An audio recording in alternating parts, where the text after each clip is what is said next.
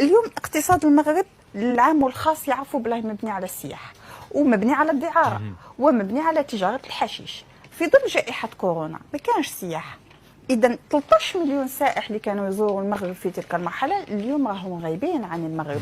اذا بالتالي نقولوا 70% من الاقتصاد تاع المغرب انهار. والدليل على ذلك انه حسب الدراسات والاحصائيات الاخيره نسبه الفقر في المغرب تضاعفت 7 مرات. عارفك ايش معناها 7 مرات؟ اذا هذا رقم كبير وكبير جدا. ايضا نسبه الاميه في المغرب، علاه المملكه المغربيه وعلاه نظام المخزن قادر انه يتحكم في الشعب المغربي. نسبه الاميه في المغرب تفوق 40%. وهذه الاحصائيات اللي مدينها هما تسمى ممكن تكون نظام المخزن. اذا ممكن تكون اكثر.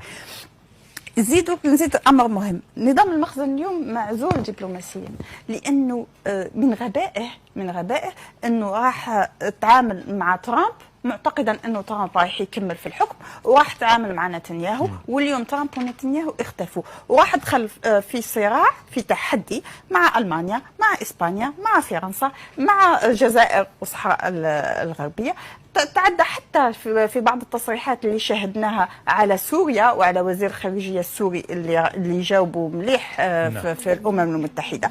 كل هذه الامور، العزله السياسيه، الازمه الاقتصاديه، المغرب لمن لجأ لحليف وحيد هو الكيان الصهيوني. الكيان الصهيوني من جهه راح عنده وعود بلا حيعاونوا اقتصاديا، اكيد حيعاونوا اقتصاديا الكيان الصهيوني، لكن وش يسحق اون كونتر بارتي؟